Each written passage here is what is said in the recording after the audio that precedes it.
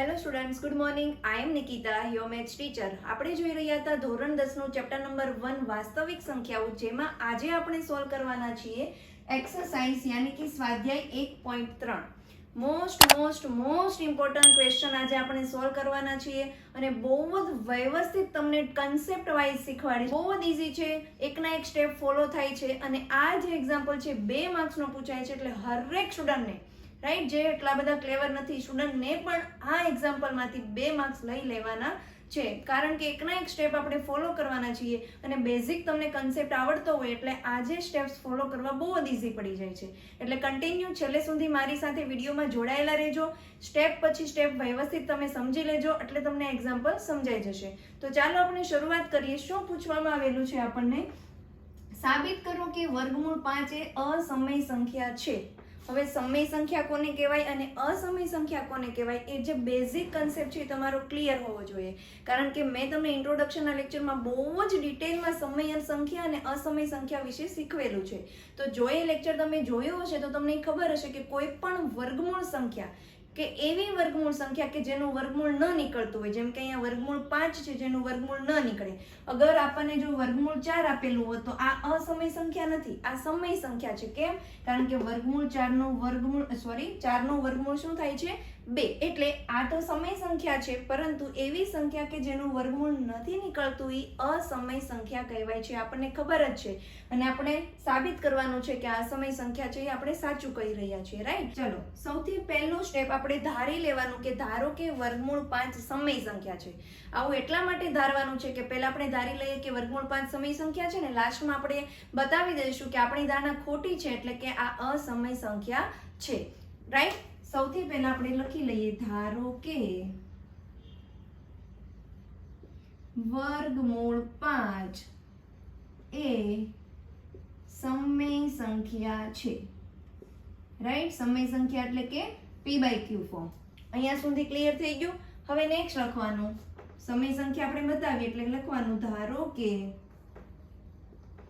વર્ગમૂળ 5 બરાબર a ના છેદમાં b. હવે અહીંયા a શું છે અને b શું છે એ સમજાવી દઉં. તો અહીંયા લખ નાખવાનું માટે, આ જે નિશાની છે એને માટે કહેવાય, બાજુમાં લખવાનું માટે, એટલે કે અહીંયા જ્યાં a અને b એ અવિભાજ્ય પૂર્ણાંક છે.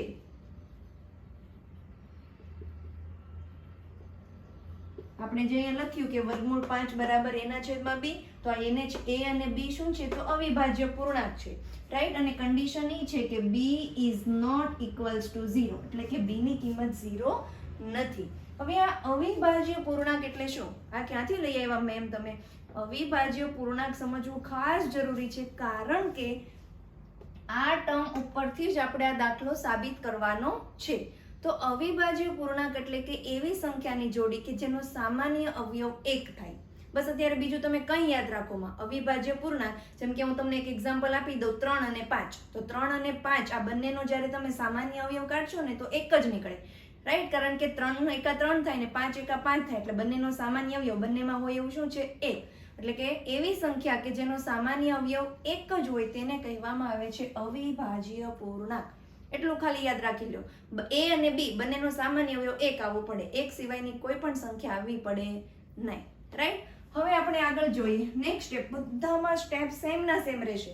અહીંયા વર્ગમૂળ 5 ની જગ્યાએ વર્ગમૂળ 3 હોઈ શકે, વર્ગમૂળ 7 હોઈ શકે, વર્ગમૂળ 11 હોઈ શકે, રાઈટ? એવી અલગ અલગ સંખ્યા ફરી શકે, પણ આ જે સ્ટેપ છે આપણે સેમ ફોલો કરવાના છે. તો હવે નેક્સ્ટ આપણે લખીએ, બંને બાજુ વર્ગ કરતા. આ છે ડાબી બાજુ, રાઈટ? અને આ છે જમણી બાજુ, ને બંને બાજુ આપણે શું કરવાનો છે? વર્ગ. તો અહીંયા નેક્સ્ટ સ્ટેપ આવશે, બંને બાજુ વર્ગ કરતા. ચલો, બંને બાજુ વર્ગ કરીએ તો સૌથી પહેલા વર્ગમૂળ 5 નો વર્ગ બરાબર, અહીંયા વર્ગ કરીએ એટલે બંનેને આપવાનો, અંશને પણ આપવાનો અને છેદને પણ આપવાનો, એટલે કે a વર્ગ છેદમાં b વર્ગ. વર્ગમૂળ 5 નો વર્ગ, જ્યારે કોઈ પણ વર્ગમૂળ સંખ્યાનો આપણે વર્ગ કરીએ એટલે સંખ્યા પોતે આવે. ફરીથી કહું છું, જ્યારે કોઈ પણ વર્ગમૂળ સંખ્યાનો આપણે વર્ગ કરીએ, વર્ગમૂળ 5 એટલે કે વર્ગમૂળ 5 ગુણ્યા વર્ગમૂળ 5 એટલે શું થઈ જાય? આખા 5. સો વર્ગમૂળ 5 નો વર્ગ તમારું થશે 5 બરાબર a વર્ગ છેદમાં b વર્ગ. અહીંયા સુધી સમજાઈ ગયું? હવે આ એ વર્ગને કરતા બનાવીએ, રાઈટ? આને કરતા બનાવવું હોય તો આપણે શું કરીએ? ક્રોસ ગુણાકાર. એટલે કે આ બંનેનો ગુણાકાર થઈ જશે, અહીં કંઈ નથી એટલે 1 છે, રાઈટ? તો 1 ગુણ્યા a નો વર્ગ એટલે કે ડાબી બાજુ આવશે a નો વર્ગ બરાબર જમણી બાજુ થઈ જશે આ બંનેનો ગુણાકાર એટલે અહીંયા શું આવશે? 5 ગુણ્યા b નો વર્ગ એટલે અહીંયા આવી ગયું તમારું 5b નો વર્ગ. આને આપી દો સમીકરણ નંબર 1. અહીંયા સુધી સમજાઈ ગયું? a વર્ગ બરાબર 5b નો વર્ગ.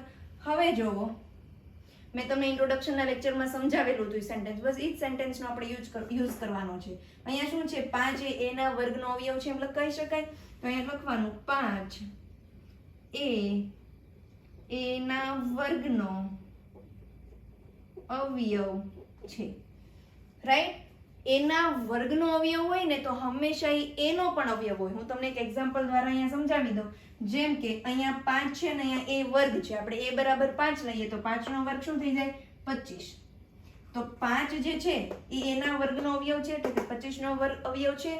તો 5 એ a નો પણ અવયવ છે. આ સેન્ટેન્સ લખવું જરૂરી છે. હું તમને આ સેન્ટેન્સ જે મેં લખ્યું ને સમજાવી દઉં. ચલો, 5 એ a ના વર્ગનો અવયવ છે એટલે કે a બરાબર મેં 5 લીધું તો 5 નો વર્ગ 25. તો 5 એ 25 નો અવયવ છે. તો 5 એ a નો પણ અવયવ છે એટલે કે a અહીંયા કયું થઈ ગયું? 5. તો 5 એ a નો પણ એટલે કે 5 નો પણ અવયવ છે. 5 એકા 5 અને 25 25 25. એટલે જે અવિભાજ્ય સંખ્યા હોય એ એના વર્ગનો અવયવ હોય તો હંમેશા એના વર્ગમૂળ એટલે કે a નો પણ અવયવ હોય. એટલે અહીંયા તમારે આ સેન્ટેન્સ લખવાનું છે કે 5 એ a ના વર્ગનો અવયવ છે તો 5 એ a નો પણ અવયવ છે. અહીંયા સુધી એક સ્ટેપ એક્ઝામ્પલનું પૂરું થઈ ગયું. હવે સેમ ટુ સેમ આપણે રિપીટ કરવાનું છે. અહીંયા સુધી જ 9 લખવાનું. તો હવે જે સ્ટેપ આપણે લખ્યા છે same D to D repeat કરવાના છે. ચલો ફરીથી ધારવાનું, સેમ ટુ સેમ સ્ટેપ થશે. ફરીથી ધારવાનું. આપણે ધારીએ ધારો કે a બરાબર 5m, રાઈટ? આપણે શું ધાર્યું કે a બરાબર 5m છે. જ્યાં લખવાનું m શું છે કે m બરાબર કોઈ પણ પૂર્ણાંક સંખ્યા હશે, મતલબ કોઈ બી પૂર્ણાંક સંખ્યા હશે m બરાબર.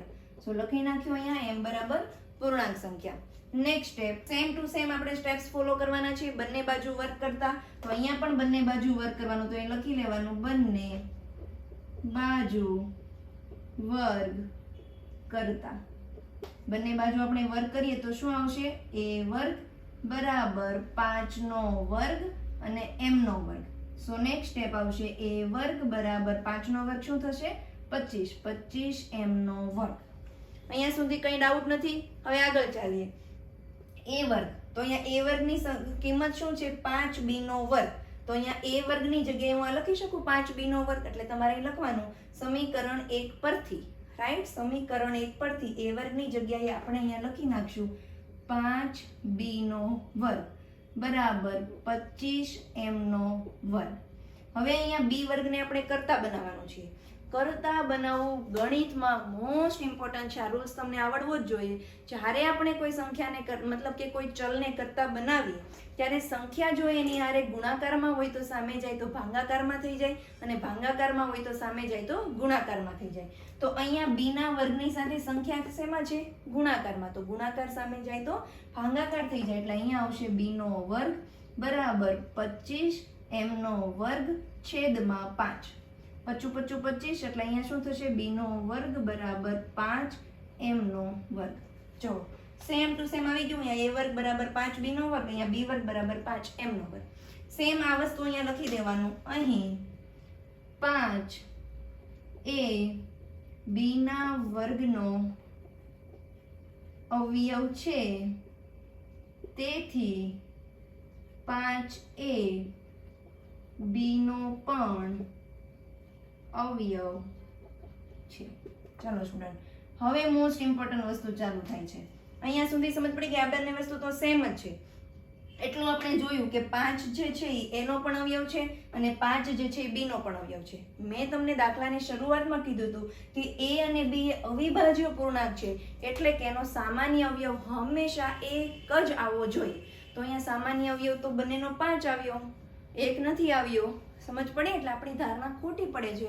એ સેમ સેન્ટેન્સ આપણે લખી દેવાના છે, રાઈટ? આપણે સેન્ટેન્સ લખીએ. અહીં a અને બી એ અવિભાજ્ય પૂર્ણાંક હોવાથી, અવિભાજ્ય પૂર્ણાંક છે તો અવિભાજ્ય પૂર્ણાંક હોવાથી તેમનો સામાન્ય અવયવ એક હોય, પરંતુ અહીં સામાન્ય અવયવ 5 આવે છે. સામાન્ય અવયવ એક જ હોવો જોઈએ, પરંતુ અહીંયા સામાન્ય અવયવ, બંનેનો સામાન્ય અવયવ શું આવે છે? 5. એટલે વિરોધાભાસ ઉત્પન્ન થાય છે. અહીંથી લખવાનું, તેથી વિરોધાભાસ થાય છે. તેથી આપણી ધારણા શું આપણે ધારેલું હતું કે તેથી આપણી ધારણા વર્ગમૂળમાં 5 એ ખોટી પડે છે. તેથી વર્ગમૂળ 5 એ અસમય સંખ્યા છે. મોસ્ટ ઇમ્પોર્ટન્ટ છે ને એટલું બધું ટફ પણ નથી. ખાલી યાદ જ રાખવાનું છે કે અહીંયા બંનેનો સામાન્ય અવયવ 1 હોવો જોઈએ, પરંતુ અહીંયા સામાન્ય અવયવ 5 આવ્યો છે. જો અહીંયા વર્ગમૂળ 7 હોય તો બંનેનો સામાન્ય અવયવ 7 આવે. તેથી આપણો વિરોધાભાસ ઉત્પન્ન થાય છે. અને આપણે જે ધારણા કરેલી હતી, શું ધારણા કરેલી હતી કે વર્ગમૂળ 5 એ સમય સંખ્યા છે, ખોટી પડે છે. તો સમય સંખ્યા હોય, ખોટું પડે તો શું હોય? અસમય સંખ્યા. સાબિત થઈ ગયું. બહુ જ ઇઝી એક્ઝામ્પલ છે. ખાલી બસ તમારે સ્ટેપ પછી સ્ટેપ તમે જાતે 1-2 વાર સોલ્યુશન કરશો એટલે આવડી જશે. અને એટલો ઇમ્પોર્ટન્ટ પણ એક્ઝામ્પલ છે, રાઈટ? પ્લીઝ સ્ટુડન્ટ, મારા વિડીયોને લાઈક કરી દેજો અને મારી ચેનલને સબસ્ક્રાઇબ કરી દેજો. ત્યાં સુધી કીપ લર્નિંગ. મળીએ મારા નવા વિડીયોમાં.